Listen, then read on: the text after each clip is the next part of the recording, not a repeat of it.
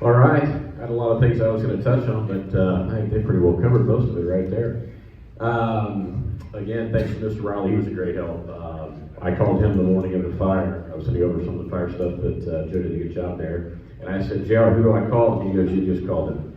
So JR did a great job of kind of taking the ball. And as you know, with insurance stuff like this, it pretty much just goes on there. So thank you, sir.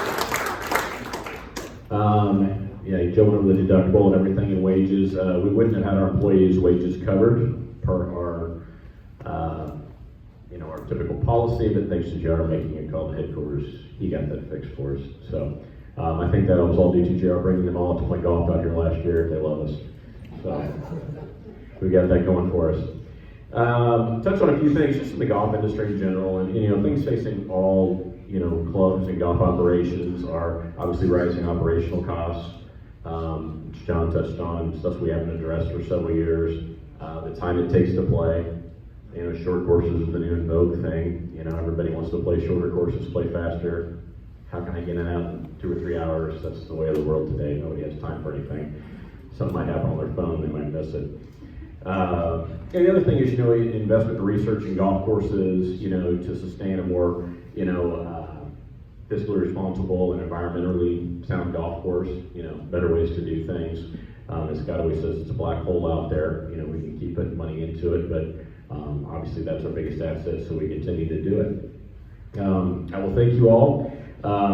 This year has been a little rocky. We've had benefit districts, something I wasn't familiar with, so much. So I've had plenty of lunches with the mayor and other people, and property tax battles, and weather, fires. It's been kind of fun. We did, however, complete about 17 capital projects this year. I won't bore you with all of them, but starting with the snack bar and all the stuff we did last year, and we'll kind of finalize it all with the HVAC, and the ladies' locker room to be finally fixed for good. God, I hope so.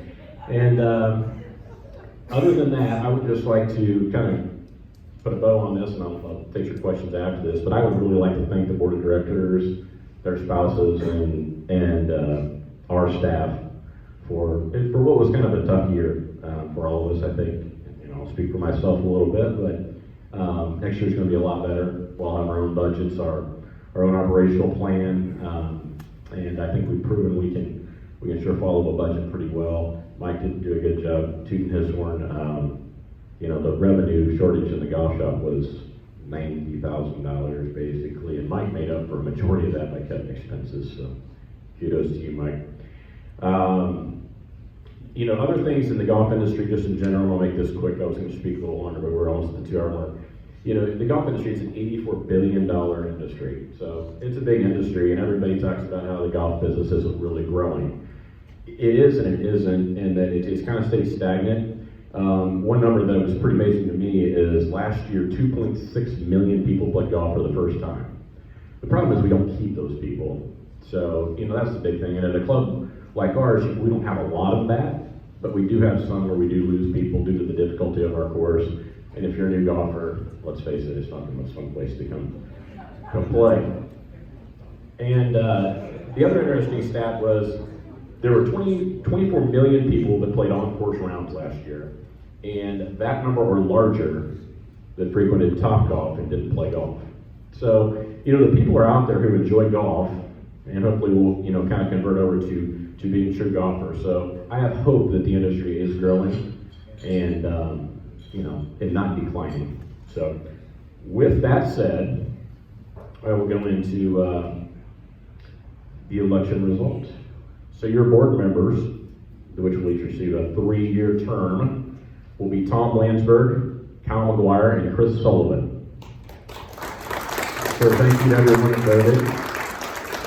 Per usual, we needed 101 votes, or ballots, and we got 115, so it's always a fight every year. But with that said, that is all I have for the evening. I look forward to a great 2020. I'm very excited about it. Yeah, well, any other questions? Anybody have anything for me from any realm of the operation?